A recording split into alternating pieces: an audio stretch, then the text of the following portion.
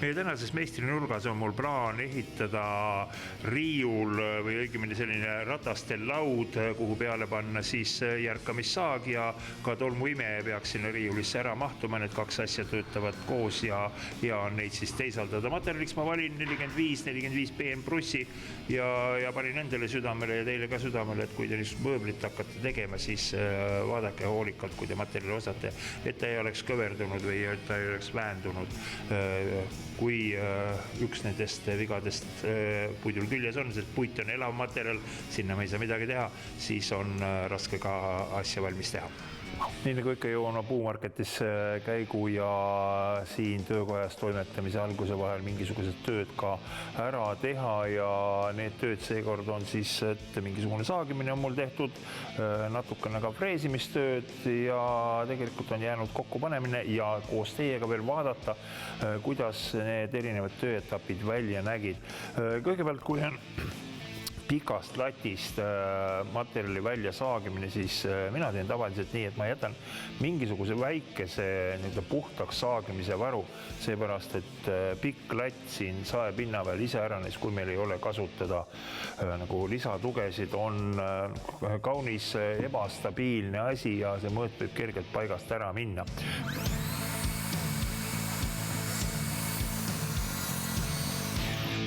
Nii nagu öeldakse, maha. Ja see detail on nüüd ka mõõdus ja tegelikult võin öelda, et saagimisega on kõik nüüd selle projekti raames. Saak tuleb uuesti käiku siis, kui meie objekt või raam, mida me teeme, on valmis ja saame ta oma kohale panna, sest tegelikult sae ja tolmuimeja jaoks me seda lauda teemegi. Ja tegelikult on mul mingis osas see raam juba kokku pandud, aga kuna mul on nende põikpuude jaoks ja väikesed pesad sisse freesitud, siis ma pean vaatama ka selle asja käelisust, et kuhu ma neid pesasid freesin, et ma ei saa nagu suvalisse kohta neid detaile enam panna. Nii, siin on madalamal ja siin on kõrgemal, siin on madalamal, siin on kõrgemal. Nii nagu ikka, freesimise jaoks mul on tehtud šabloon, teha imelihtne 4 väikest tükikest vineeri, väikese luhtiga on need paika ka pandud, väikest õhuruumi, et istuks täpselt paika. Ja käsifrees, ülafrees, et iga kord, kui ma midagi teen, siis peaaegu tahes-tahtnud, alati on seda freesi vaja. Ja kui nüüd küsite, miks mul siia tühi koht jäi, asi on selles, et mul on need piirajad pandud freesi talla järgi.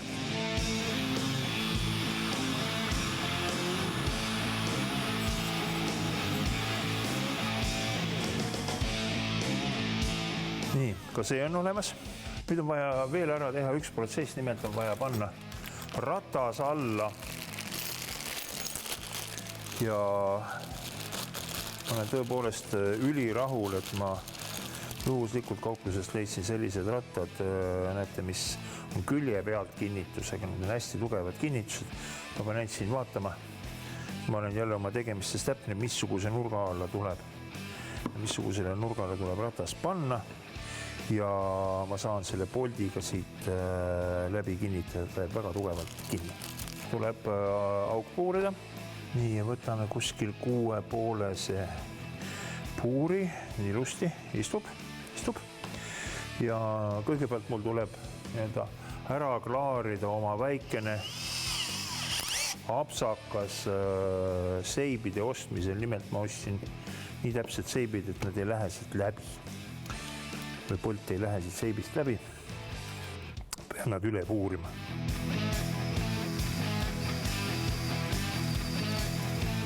Selliselt. See on see asi, kui sulle müüakse asju iga millimeetri või 0,5 millimeetri see sammuga. Nii, auk siia. Nõnda.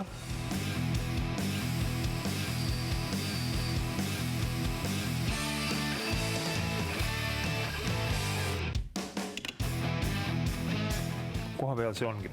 Nüüd tuleb teha veel üks asi, nimelt see, et me keerame ju need vahetükid kruvidega siia külge kinni ja kruvidele on soovitav ka augud ette puurida ja siin tuleks jälgida nüüd ühte sellist augu ette puurimise reeglistikku. Kõigepealt ma vaatan, millisime kruvimasid võtan 5 korda 90, no ma usun, sellest peaks täiesti piisama. Ning võtame puuri omale siis ette, et normaalselt siit läbi läheks, mis meil on 5,5 on ilmselt, või jätame millimeetrise luhti, võtame 6 puuri. Ja üks asi, mida tuleb jälgida, on see, et meil puur puidust läbi minnes kisub lahti sellised tükikesed ja ma võtan siit oma nüüd kõrvalt ühe puitistu ja panen selle alla. Siis on garanteeritud, et mul puur ei lähe laua sisse ja välja tulles detailist ei murra ka midagi lahti ja lasen nüüd üsna suvaliselt siia nüüd keskjoonele need augud sisse. Nii, nüüd tuleb ainult ära otsustada, mis ja kuhu läheb ja vaadata ka, kuidas nad sobivad. Tegelikult puidu mõõdud võivad natukene ka kõikuda. See on seotud sellega, et eks puit ju kogu aeg kuivab, kuidas mul siin siseruumis on, siis ta tõmbab ka kokku ja sõltuvalt puidu tihedusest.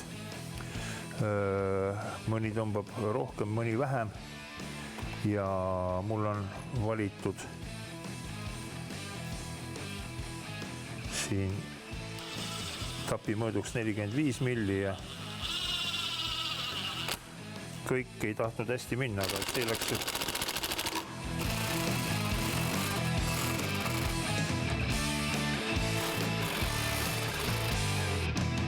üks asi, mille võtmist me praktiliselt ei näidanud, kui me olime seal puumarketis, aga vineeri ma võtsin sealt ka kaasa ja see on siis juba siin katteplaadiks. Ja mul on viimasel ajal suureks südame ja sõbraks saanud naelapüss niisuguste tööde juures, et võib-olla olete teiegi tähele pannud, peaaegu igas nagu toimetamise ja meisterdamise lõigus on mul see naelapüss käepärast. Ja kui on veel asju, mis vajavad täpsemat sätitamist, reguleerimist, mõtlemist, siis visiooni kätte saamiseks naelapüss. Me saame kinnitused tehtud, nad on detailid oma kohtade peal, me saame selle funktsiooni ära proovida ja siis tihtipeale sellele järgneb mingi aeg või mingi periood natukene mõtisklemist ja istumist siin juures vaadata, kas kõik ikka tuli nii, nagu tahame ja kui tahaks mingeid muudatusi teha, siis alati pole midagi lihtsamat, kui võtta see naelapüssi nael välja ja asjad ringi panna. Nüüd paneme alumise vineeli ka korralikult paika. Nii, alumisega ma teen sellise asja, et ma jätan ta siit ühelt poolt pisut üle ääre, sest mul on plaan minna teisele poole väikene tagasein ka panna, et asjad üle ääre ei lendaks. Kinnitame ka siit servad. Ja nüüd tõepoolest me saame ta korra siit laua pealt maha võtta.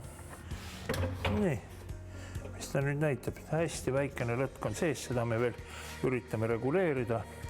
Ja kus mu järkamissaag on, vaatame, kuidas ta sobib siia peale. Suurepärane. Tolmuimeja.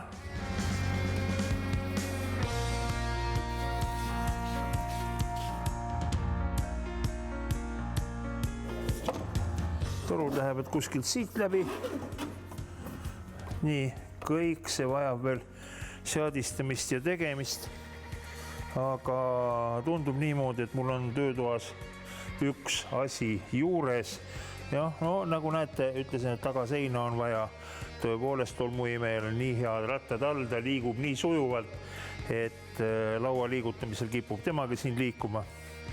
Ma pean veel asja mõtlema. Natukene täiustama, seda enam, et seda tüüpi laud vajaks veel selliseid kõrvakesi siia juurde, et natukene pikemaid detaile saagida. Aga see on juba teine saade ja järgmine jutt.